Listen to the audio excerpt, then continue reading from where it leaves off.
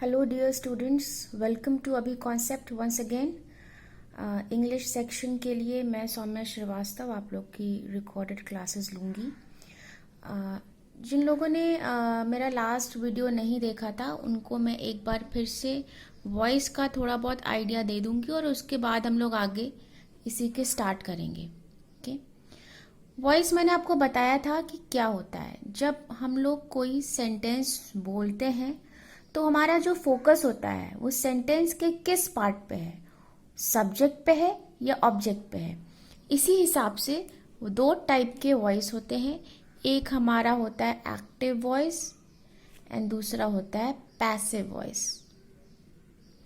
Active में हमारा जो मेन फोकस होता है वो सब्जेक्ट पे होता है. मतलब हम लोग सब्जेक्ट पे फोकस करके सेंटेंस को बोलते हैं. मतलब सेंटेंस में सबसे पहले हमारा सब्जेक्ट आता है. एंड पैसिव वॉइस में हमारा मेन फोकस ऑब्जेक्ट पे होता है. मतलब हमारा जो सेंटेंस की शुरुआत होती है उसमें सबसे पहले हमारे पास ऑब्जेक्ट आता है. ओके. तो हम लोग अभी इसको स्टार्ट करते हैं. जो आप लोगों के लिए जो क्वेश्चंस आते हैं मेनली कॉम्पिटिटिव एग्जाम्स में, जब आप लोग एमबीए की तैयारी कर रहे हो तो आप लोगों को जैसे आप बीएचयू की, एएमयू की, जेएमआई, ट्रिपल एमयूटी या मोनिर्बा, इन सब से अगर आप एमबीए की प्रिपरेशन कर रहे हो तो ये इसमें से वॉइस में से सिर्फ आपका 1 मार्क का क्वेश्चन आता है, 1 और 2 मार्क्स का question, not more than that. ठीक है. एंड क्वेश्चंस आते कैसे हैं, आपको एक सेंटेंस दिया रहेगा और एक्टिव में दिया रहेगा एंड कहा जाएगा कि इसका पैसिव फॉर्म क्या है. Option A, B, C, D आपको दिए रहेंगे एंड आपको करेक्ट ऑप्शन चूज करना है. ठीक. कहने को ये सिर्फ 1 या 2 मार्क्स का आता है. ठीक है, आप लोग को लग रहा है बहुत आसान है भी आसान, मगर ये टॉपिक थोड़ा वाइड है. हम लोग जब इसको पढ़ेंगे तब पता चलेगा.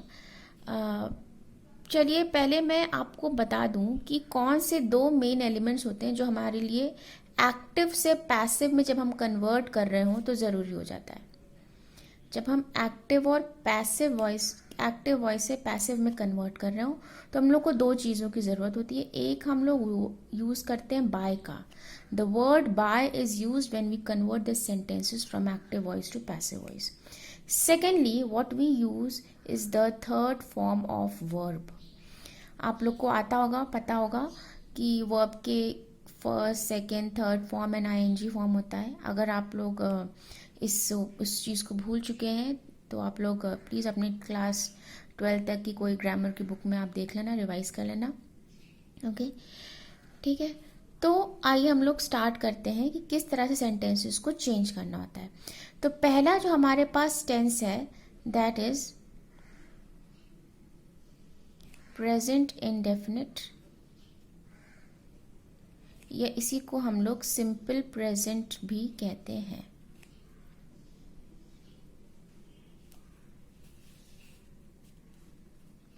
ओके. प्रेजेंट इंडेफिनिट या सिंपल प्रेजेंट टेंसेस में होता क्या है, इसमें मेनली हम लोगों को हैबिट्स बताई जाती हैं. ऐसे सेंटेंसेस से हम लोग को हैबिट्स का पता चलता है या हम लोगों को यूनिवर्सल ट्रूथ का पता चलता है. ठीक है. तो जैसे कि मैं बोलूं कि मैं लेटर लिखती हूँ ना, लिखती हूँ मतलब मेरी आदत है, मैं अक्सर लिखती हूँ, उसका मतलब ये हो जाएगा. तो अगर मैं लिखूं आई राइट अ लेटर, जाहिर सी बात है ये सेंटेंस आपका एक्टिव वॉइस में है. क्यों? क्योंकि इस सेंटेंस में फोकस किस पे हो रहा है, आई पे. आई क्या है, सब्जेक्ट. एंड हमारा जो एक्शन है राइट वो किस पे जा रहा है, किस पे डायरेक्ट हो रहा है, लेटर पे. एंड लेटर क्या है, हमारा ऑब्जेक्ट है. सब्जेक्ट पहले आया, ऑब्जेक्ट बाद में आया. This is active voice. How are we going to convert it into passive? See a letter, हम लोग ने पहले ऑब्जेक्ट लिख दिया, इज रिटन बाय मी. अब आप देखो मैंने क्या किया, जो ऑब्जेक्ट था उसको हमने सब्जेक्ट बना दिया. अ लेटर पहले लिख दिया. लेटर क्योंकि सिंगुलर है तो इसलिए हमने यहाँ पर सिंगुलर वर्ब लगाया. जो मेन वर्ब है राइट उसका थर्ड फॉर्म रिटन लगा दिया, बाय लगा दिया एंड देन मी लगा दिया. This is a simple way of converting active into passive. जब हम सिंपल प्रेजेंट की बात कर रहे हो तब की मैं केस बता रही हूँ। अब मान लीजिए इसी को मैंने लिखा, रीटा राइट्स लेटर्स। अब यहाँ पर ऑब्जेक्ट प्लूरल में, how are we going to convert it? Letters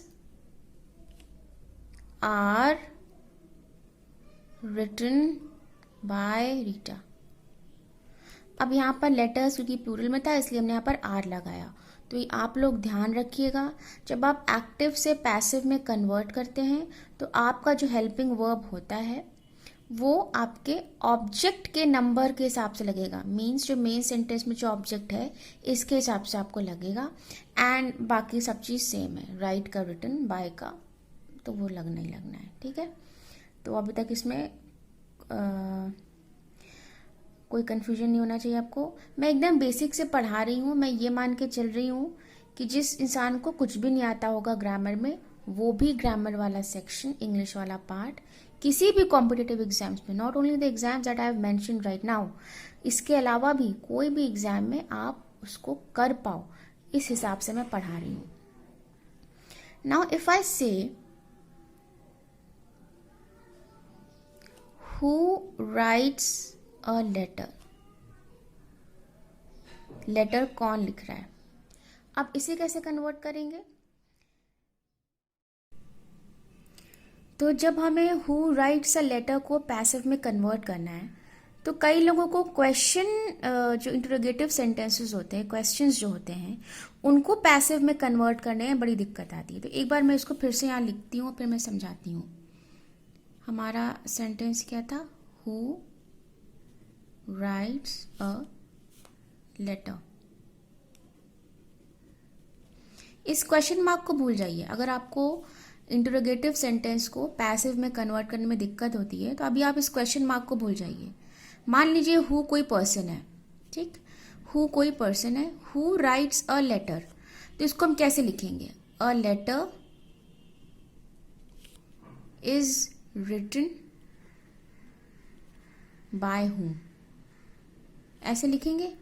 अब क्योंकि ये क्वेश्चन है, क्योंकि है तो ये फाइनली क्वेश्चन, हम क्या करेंगे, ये जो बाय हुम है, बाय हुम को आगे ले आएंगे।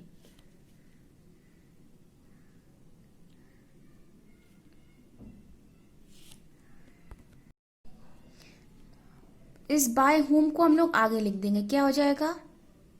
By whom.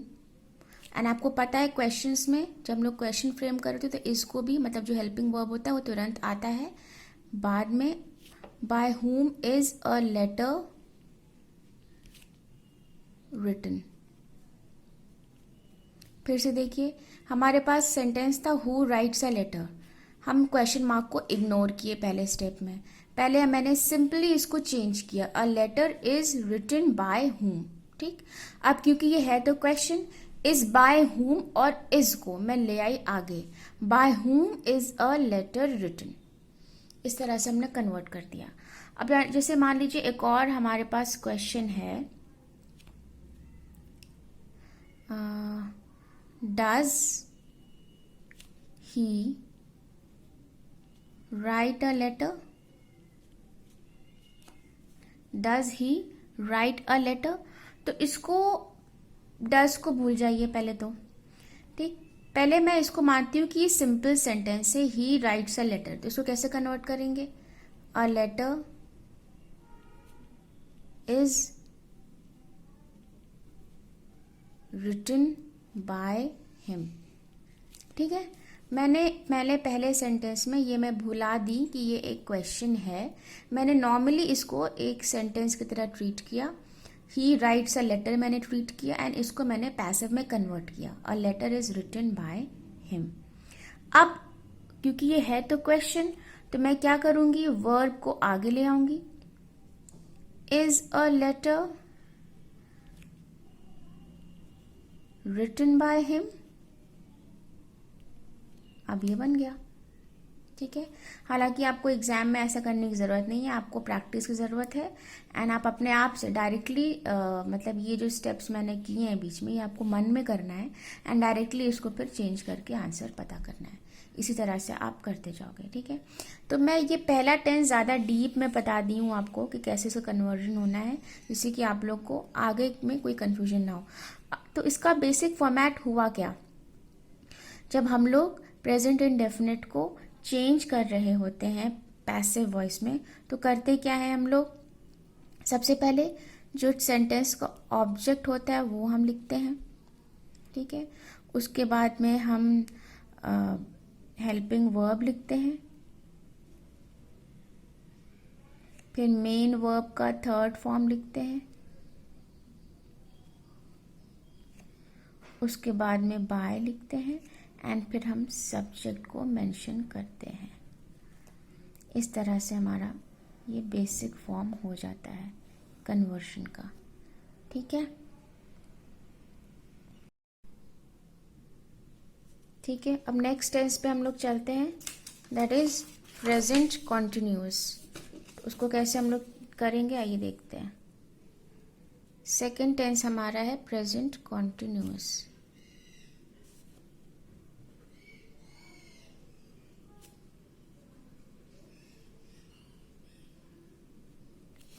प्रेजेंट कॉन्टिन्यूअस आपको पता है आईएनजी वाला टेंसेस होता है, जो काम अभी हो रहा हो प्रेजेंटली। जैसे मैंने लिखा I am writing a letter, ठीक है। इसको कैसे चेंज करेंगे, पहले तो आपको याद ही होगा कि वर्ब का थर्ड फॉर्म तो लगना ही लगना है इन एनी केस, और साथ में बीइंग जो वर्ड होता है वो लगेगा, और बाय तो लगेगा ही लगेगा। अब कैसे होगा देखते हैं। I am writing a letter में लेटर को पहले तो आगे ले आएंगे हम लोग, सब्जेक्ट बना देंगे, और लेटर इसके हिसाब से हम लोग हेल्पिंग वर्ब लगाएंगे, सिंगुलर है तो इज लगाएंगे। इज बीइंग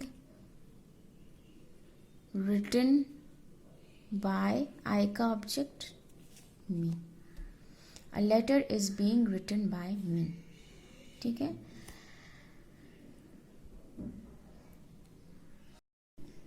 इस तरह से अगर हम लोग और सेंटेंसेस को ले लें, जैसे कि Sita is cooking food,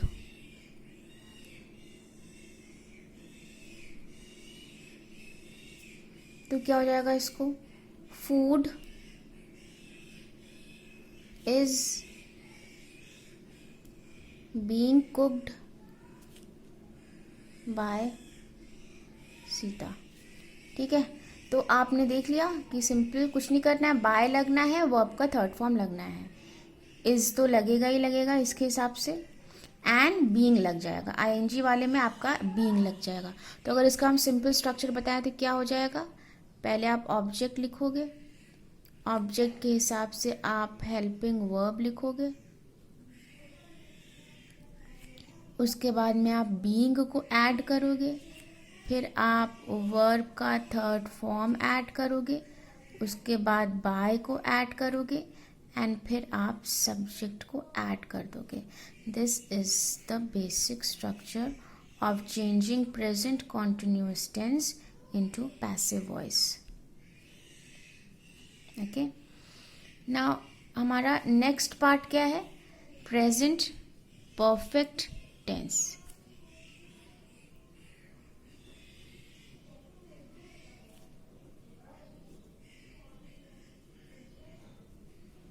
present perfect tense क्या सिग्निफाई करता है, जब कोई काम या कोई चीज हुई हो, कोई इवेंट हुआ हो, लेकिन रिसेंटली हुआ हो, रिसेंटली हो चुका हो, जैसे कि राम जा चुका है।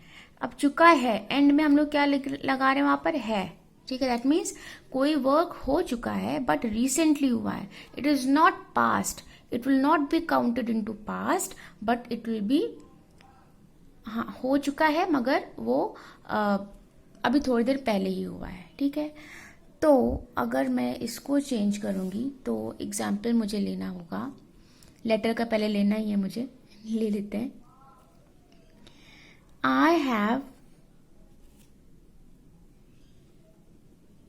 written a letter.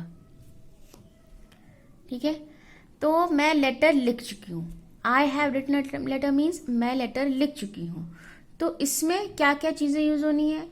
Same cheese, bye use होना ही होना है, वर्ब का थर्ड फॉर्म यूज़ होना ही होना है, एंड एक चीज़ जो और ऐड हो जानी है वो है been, BEEN, not being.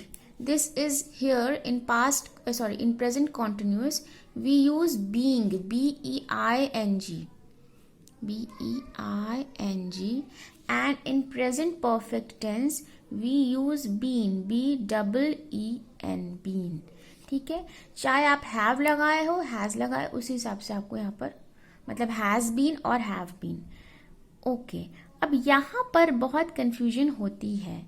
Now see what is going to happen here. मैंने आपको बताया था कि जब हम पैसिव में कन्वर्ट कर रहे होते हैं तो ऑब्जेक्ट को हम सब्जेक्ट बनाते हैं और फिर उसी के हिसाब से हेल्पिंग वर्ब यूज करते हैं. अब यहाँ देखिए क्या होगा. मैंने बोला I have written a letter, तो यहाँ हो जाएगा a letter has been. Okay, has been written by me. अब देखिए क्या हुआ. मैं यहाँ पर I लगाई थी तो उसी के हिसाब से मैंने have लगाया था. आपको पता होगा कि प्लूरल नाउन्स के साथ मैं यहाँ लिख दूं, प्लूरल नाउन्स के साथ, I के साथ एंड you के साथ हम लोग क्या यूज करते हैं? हैव यूज करते हैं. किस टेंस में यूज करते हैं? प्रेजेंट परफेक्ट टेंस में. ठीक है, बट सिंगुलर नाउन के साथ हम लोग क्या यूज करते हैं? हैज यूज करते हैं. अब जब मैंने अ लेटर को सब्जेक्ट बनाया तो ऑब्वियसली मैं यहाँ पर इसी के हिसाब से मैं हेल्पिंग वर्ब डालूंगी और मैं क्या डालूंगी? हैज डालूंगी. A letter has been written by me. Okay, इस टाइप का सेंटेंसेस चलेगा. एक और मैं एग्जाम्पल ले लूं.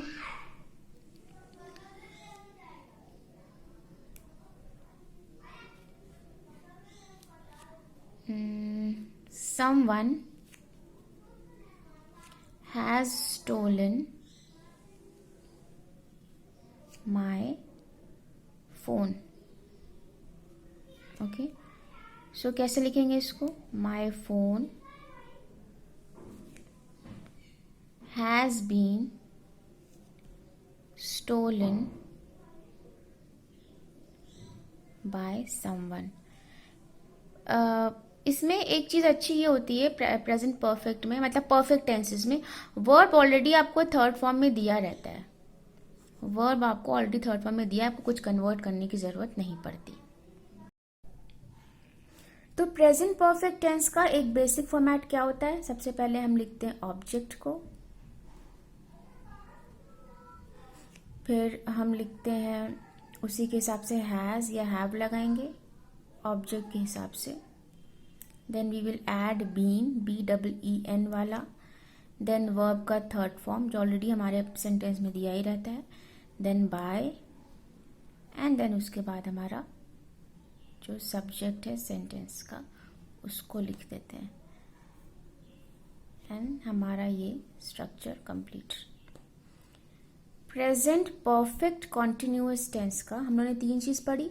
सिंपल प्रेजेंट पढ़ा, प्रेजेंट कॉन्टिन्यूअस पढ़ा एंड प्रेजेंट परफेक्ट पढ़ा. प्रेजेंट परफेक्ट कॉन्टिन्यूअस का पैसिव वॉइस नहीं बनता है तो उसको हम लोग नहीं पढ़ेंगे. ठीक है, अब हम लोग चलेंगे पास्ट टेंस में.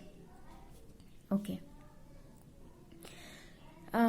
अभी तक मैंने जितना भी आप लोगों को चीजें पढ़ाई, अगर आप लोग को डाउट्स है कोई भी टाइप का तो आपके पास 2 ऑप्शन है. या तो आप कमेंट सेक्शन पे लिख देना, या तो आप मुझे मेल कर सकते हो ask.abhiconcept@gmail.com पे. प्लीज आपके पास जो भी डाउट है या आपको लगता है कुछ अगर इम्प्रूवमेंट ज़रूरत है इसमें मेरे वीडियोस में, so please feel free to share and comment. Okay, so अब हम लोग चलते हैं पास्ट टेंस पे।